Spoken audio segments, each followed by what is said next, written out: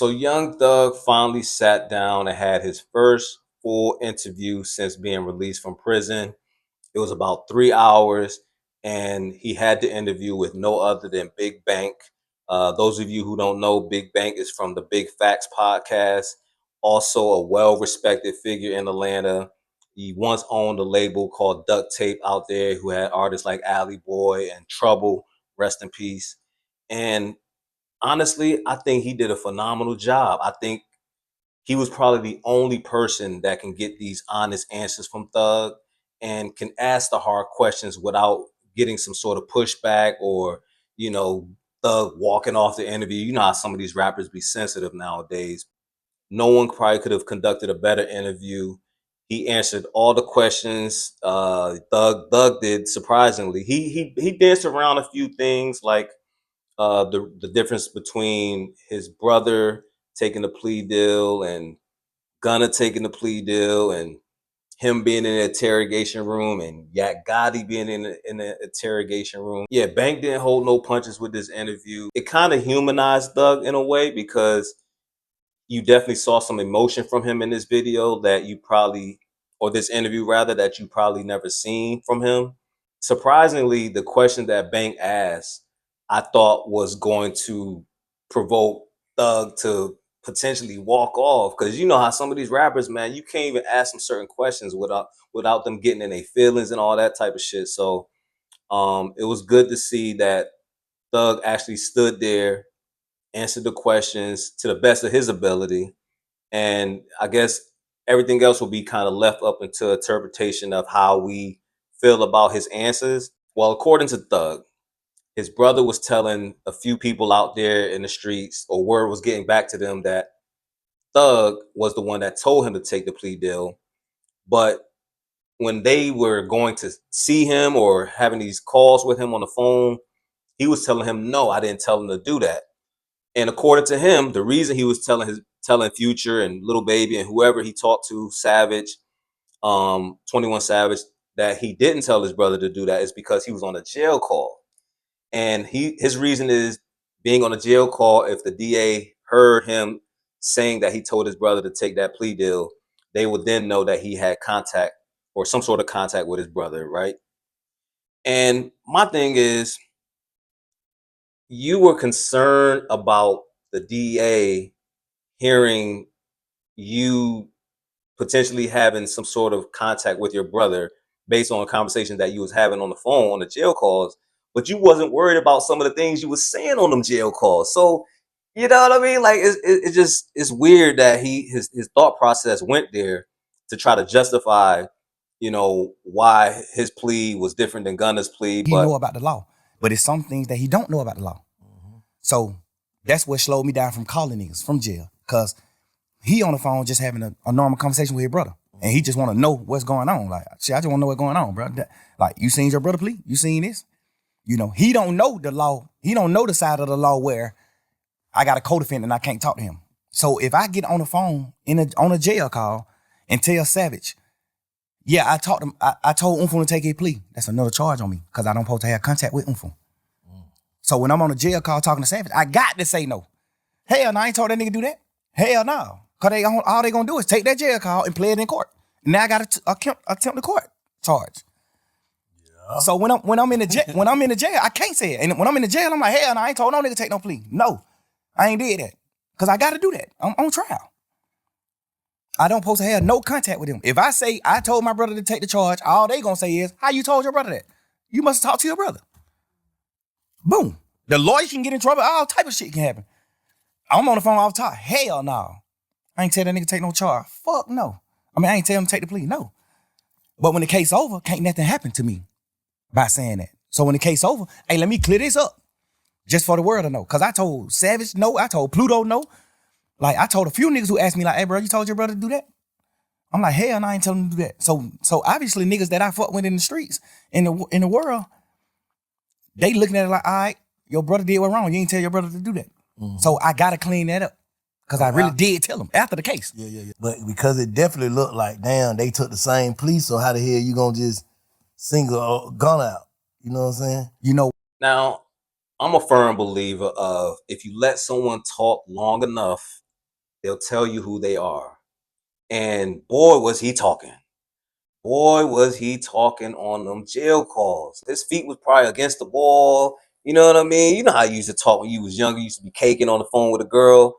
Yeah. But he understood that by those jail phone calls being leaked, it changed the public's perception of him, because everyone probably viewed him as this real solid dude, solid individual, wouldn't backstab anyone, had a big heart.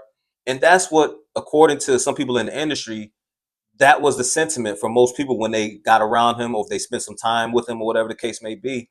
But after these leaked jail calls came out, I'm pretty sure a lot of people's perspectives have changed about him. I think, personally, no matter what I came out of jail and did, it still would have came out one day. Me personally.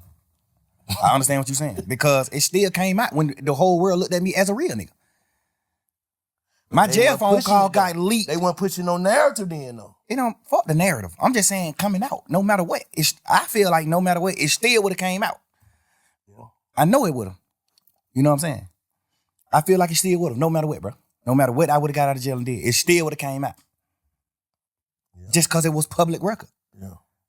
It was refreshing to hear him have that self-awareness and understand that, yeah, you might not be viewed the same after all this. Now, everyone already knows at this point that the entire RICO case started over the interrogation of Little Woody, who was a member of YSL at some point, was involved in a few crimes, allegedly.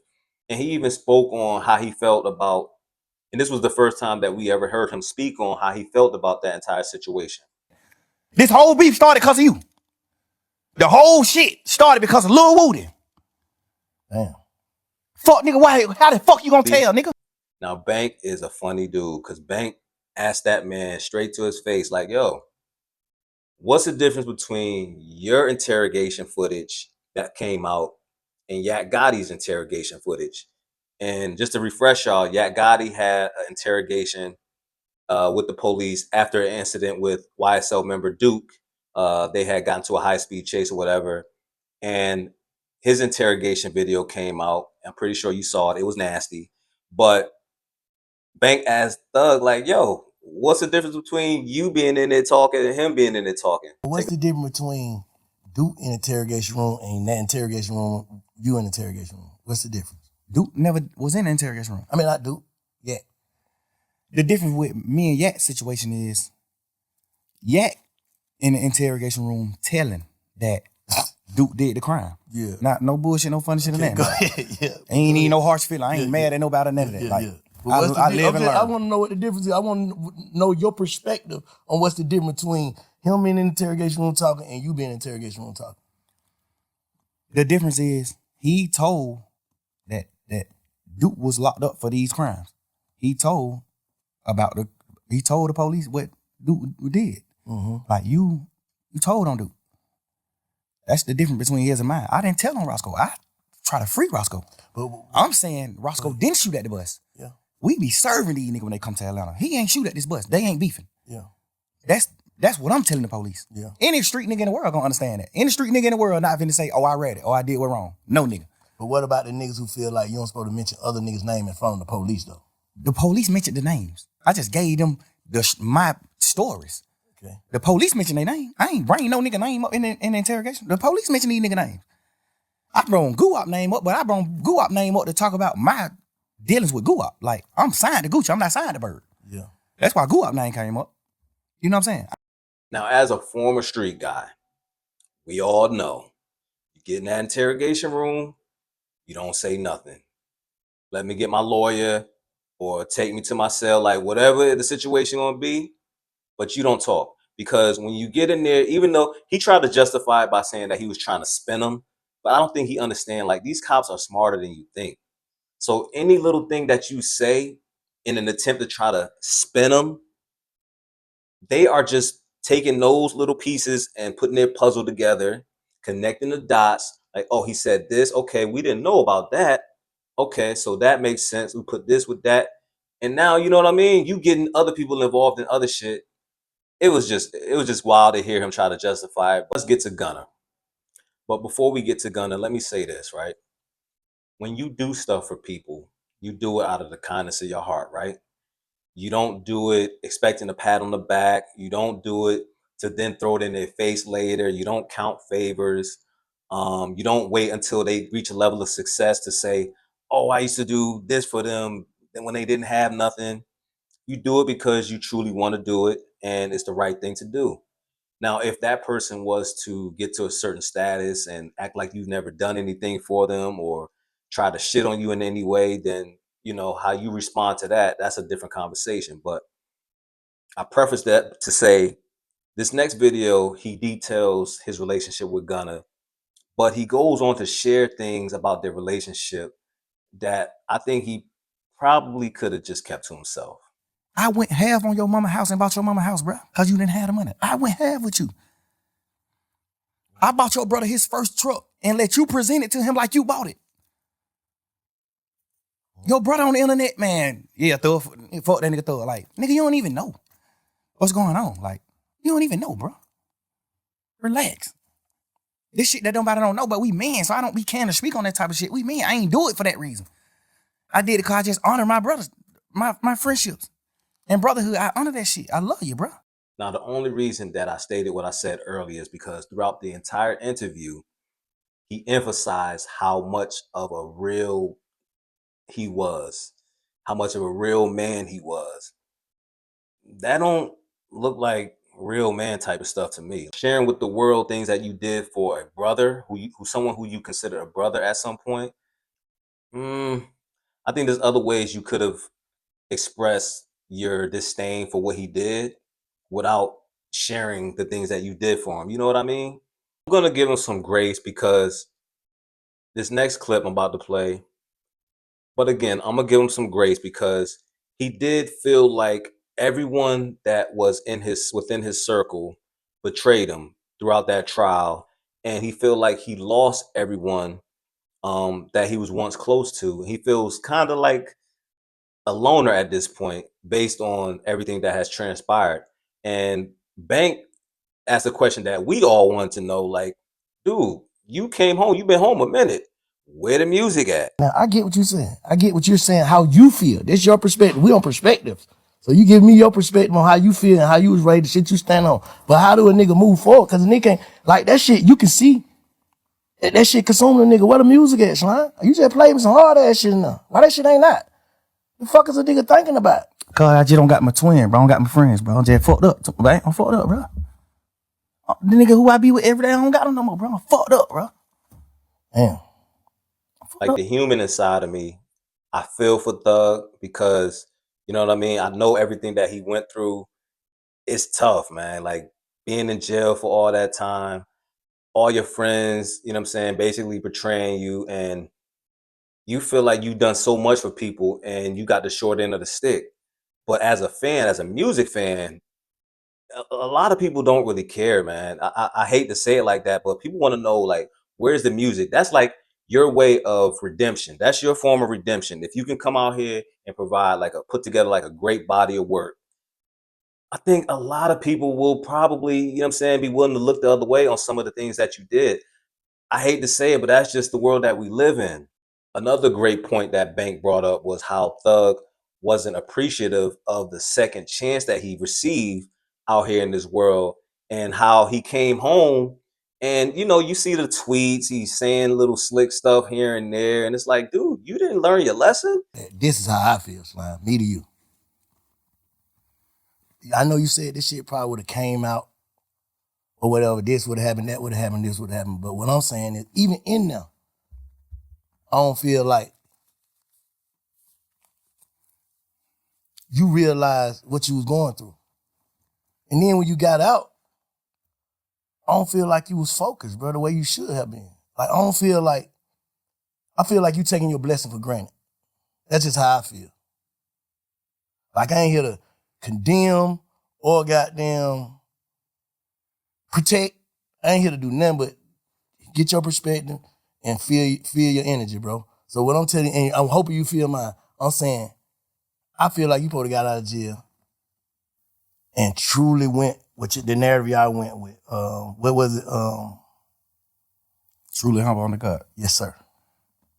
I don't feel like you came home humble, bro. Enough. And I don't know. I'm just saying, I'm from the sideline. I taught you when you first got out, first day you got out, you gonna live and call me on through. I was like, what I say? Bro, fuck all that. Get home and get to it. Nothing else. I don't feel like you did. I feel like you came home playing again, bro.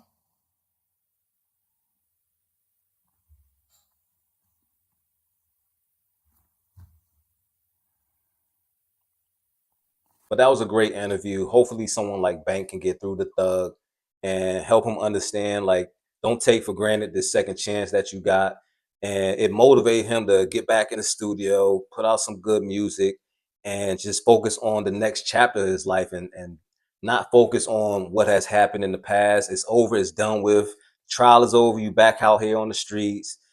Just stay off that phone, man. Just stay off that damn phone, man. Matter of fact, go Frank Lucas on him, man.